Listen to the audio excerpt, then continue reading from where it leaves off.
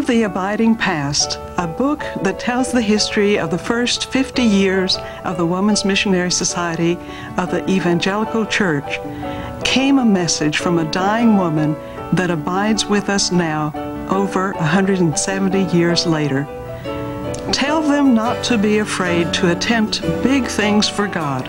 Tell them to be faithful and keep at it. So spoke Minerva Strawman Spring, one of the early founders of the organization we now know as United Methodist Women.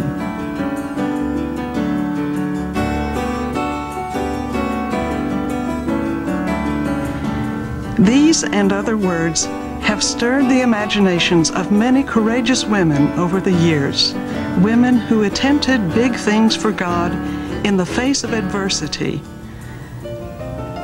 Adversity came early, in the disbelief of some of the church hierarchy that the women would dare challenge long-established authority. In the action of the General Conference of 1884, when it reversed its recognition, given only 4 years earlier, of the newly formed Women's Foreign Missionary Society.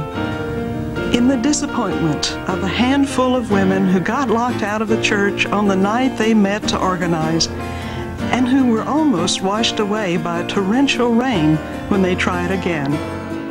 In the proposal by the executives of the General Missionary Society of the Church that the women raise the money and the men administer it. In the discouragement of the women when there was no money to send the missionaries who were so eager and willing to go, and no money to pay for the leaflets needed to tell about the plight of women and children, both at home and abroad, that so grieved their hearts. Adversity continued to come through the years in steady efforts by church authorities to reorganize and restructure and contest the accomplishments the women had worked so hard to achieve. As the story is told in the Abiding Past, and it still is true today, the women were sure they were right, and so instead of meekly surrendering, they merely sharpened their tools and their wits and continued their efforts in the same loving spirit. With the power of prayer, nothing would daunt them. One young woman, Lizzie Hoffman, spent a night in prayer, struggling to know God's will for her life. As dawn approached, she came to the realization that she could enlist the women of the United Brethren Church in mission work. She was elected corresponding secretary when they met to organize a Women's Missionary Society. Her first minutes were written on meat wrapping paper. Some of the early missionaries sent by that group were among those massacred in Sierra Leone. The work was not abandoned. Nor was the work of any of the early organizations born under such adversity. They grew and flourished as prayer and more prayer became the watchword for strong commitment by strong women.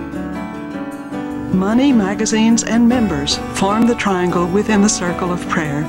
You cannot enlarge the triangle without enlarging the circle, affirmed the 1918 annual report of the Women's Foreign Missionary Society of the Methodist Episcopal Church. The organizational chart that gives us an image of our foremothers in their various organized efforts for mission is a picture of simple lines and points of intersection, joining together, moving forward to the abiding moment that brings us here today. But within the lines are the stories of faith and courage, of strength in the midst of adversity, of years of beginnings, struggles to continue, and faithful work and support by millions of women within the church. Undergirding those lines are the pennies given, the prayers raised, the Bible studied, the stories heard, the hearts touched for the work of women and children and youth.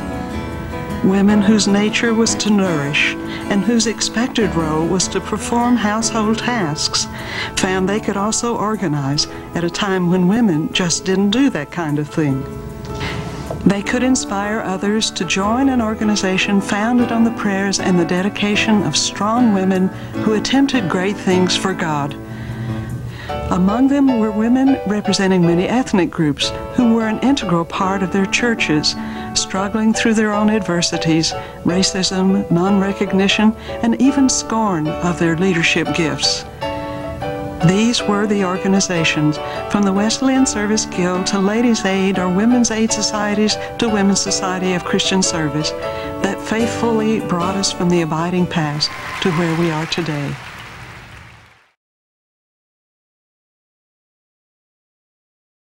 Teresa, who was Deputy General Secretary of the Women's Division from 1968 to 1990, liked to refer to the responsibilities undertaken by new conference officers as a contract with the organization. She said, working for United Methodist Women is sometimes like pushing a rock up a hill. At other times, it's like a ball cascading down a hill, gathering momentum with every turn. And she added, keep in mind that we are not preparing you for stardom, only to keep the brightness of the star of Jesus' birth. Teresa reflected, through our history in the several predecessor groups we now represent, we have undertaken tasks which nobody in their right mind would expect women to do, and we have done them.